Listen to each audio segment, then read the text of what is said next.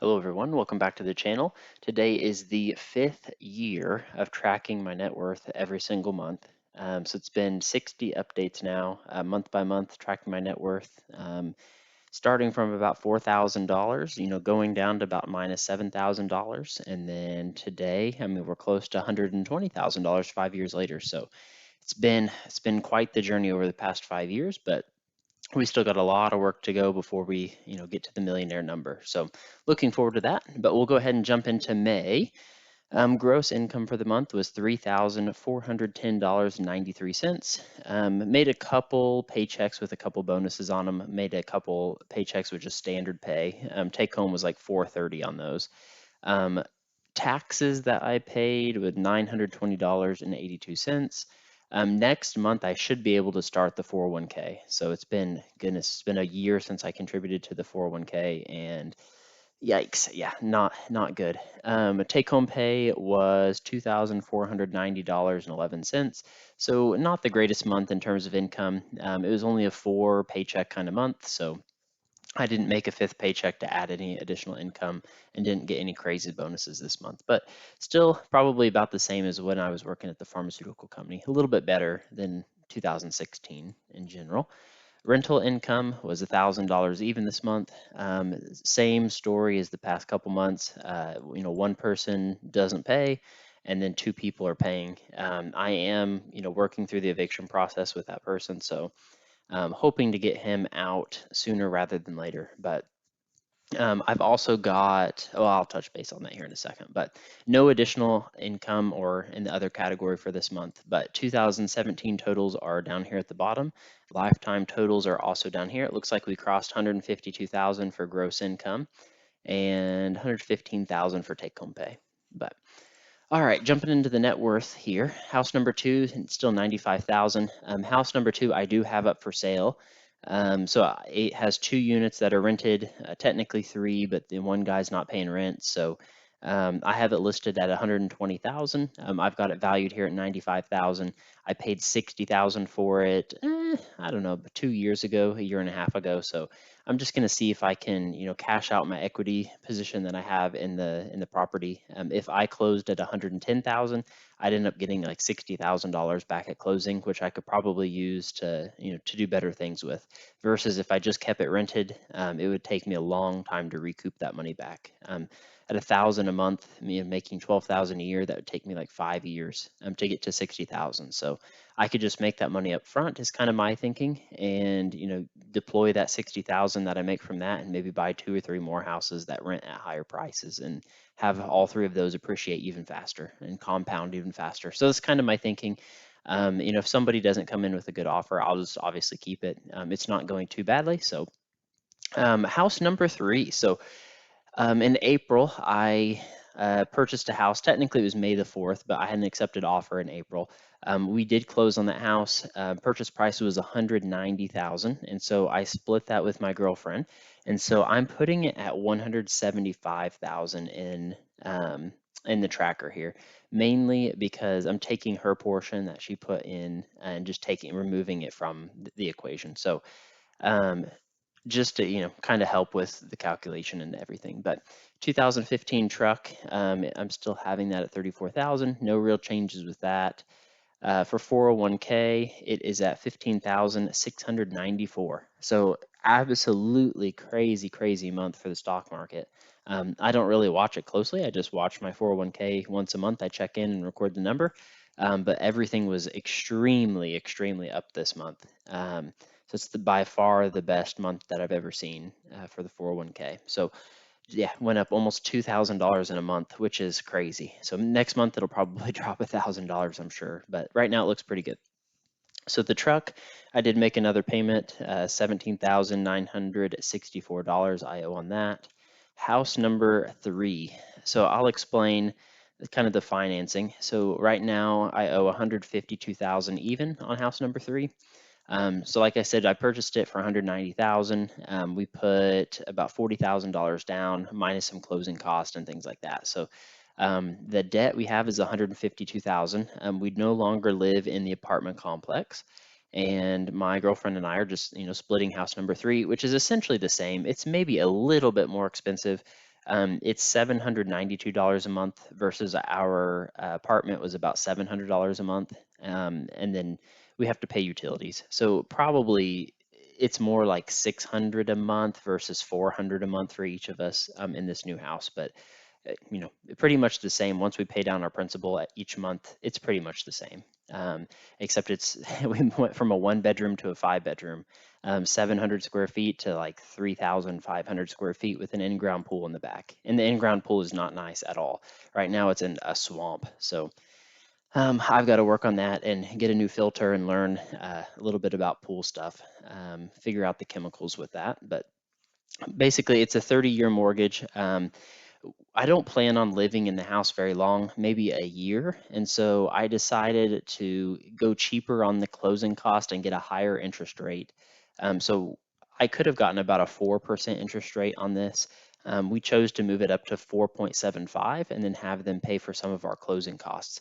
And when I did the math, it was basically like if I was going to live there 4 to 5 years, then it would make sense to keep the low interest rate. But just living there 1 year, it made more sense just to pay a higher interest rate and then not pay the closing cost up front. So yeah, so we have a 4.75%, which is a little bit high, especially compared to house number two. It's like 3.25%, but it's also a 15-year versus a 30-year. So but yeah, we owe 152,000 payments, $792.90 a month, and it's just on a 30-year fixed mortgage. So moving to house number two here, I of course did make that payment again. $41,105 is what I owe on that. So we're just almost below 41,000. Last month I said my debt is finally below 60,000. Now I'm at minus 211,000. I'm not super concerned. It seems like a ton of debt. We do have 304,000 in assets. So I guess if I compared this to this, I'm at like almost a 66% debt to equity position. So 33% equity, 66% debt. Um, not horrible, I guess. Not great. I'd prefer to be like 50-50 if I could, or 0-100, I guess. But yeah, a lot of these are, 190,000 of this is on real estate. So yeah, right now, I'm just not super concerned having this much debt. And I am trying to sell house number two, so that would take me down 40,000 and then also give me 60,000 in cash. So that would change the equation quite a bit. But yeah. Okay, here's the depressing part. So cash. So I had to spend about $26,000 to close on the house, plus $2,000 in earnest money that I dropped in April. So cash position is 4,121, which I thought I did pretty decent, all things considered. So we got a little bit of money back in closing for taking a higher interest rate. And then we also got some money back for the previous owner's taxes and stuff like that. So yeah, 4,121, a little bit low, especially, changing from 30,000 to 4,000. But over the next few months, I'll try to, get this closer to 10,000, I would think is my goal. Honestly, I'm not super concerned about the cash position either. I'm going to have to fix house number three up quite a bit. So it needs a lot of work with the pool. It needs a lot of, work in the yard, painting, new floors, trim, countertops, kitchen cabinets need redone, light fixtures, light switches, carpet upstairs. So over the next year, I'm assuming most of the cash that I save up each month, just from, not spending, is probably going to go to fixing those things up. Like 1 month it may just be countertops, 1 month it may just be doing the showers, the next month it may be doing carpet.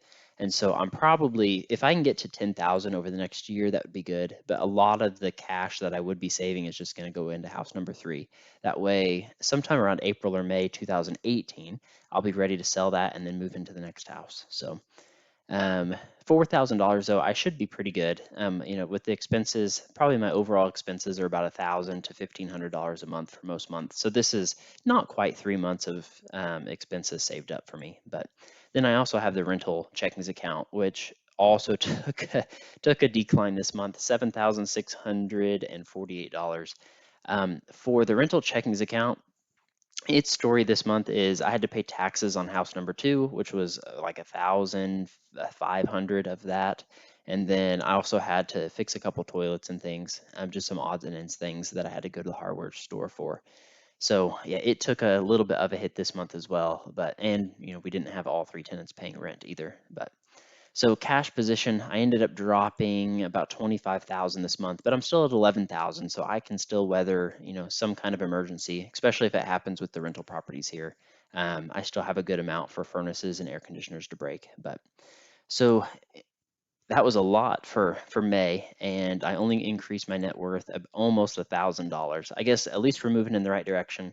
I have a good feeling though that a lot of the work that I do on this house, like painting, like probably cost me $150 to paint the whole house. I'm obviously not going to hire that out. The floors, may cost me 2 or 3 thousand, and I'll do all the work myself. So a lot of the sweat equity, I won't have to pay for, and I'll be replenishing my cash. But the value of house number 3 here should hopefully, I would love to sell it for 250,000 in a year from now. So that would be a $75,000 increase, minus the materials that go into it, and then me do all of the labor. So if it costs 25, my plan is if it costs 25,000, I would have 200.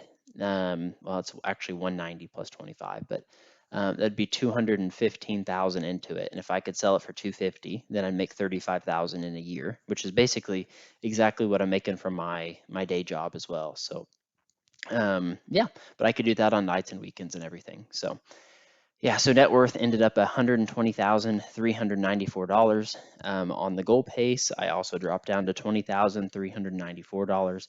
Again, I think I'll get caught back up as I work on house number 2. So not super concerned. We still have a $20,000 gap. I should be at since this is year 5, I should be at $100,000 in income gross, or sorry, in net worth. So I'm 20,000 ahead of that, but um, yeah, I think I'm moving in the right direction. So hopefully in June, I'll have a pretty good update. Hopefully I have saved a lot more, paid off some more debt. Hopefully the stock market stays up and I'm able to knock out some projects on house number 3. But that's really it for May. So thank you all for joining me in the video. Be sure to like, comment, subscribe. If any of you have any questions, things you'd like to see me include in future videos, just comment them down below. Thanks everyone for watching, and we'll see you in the next video.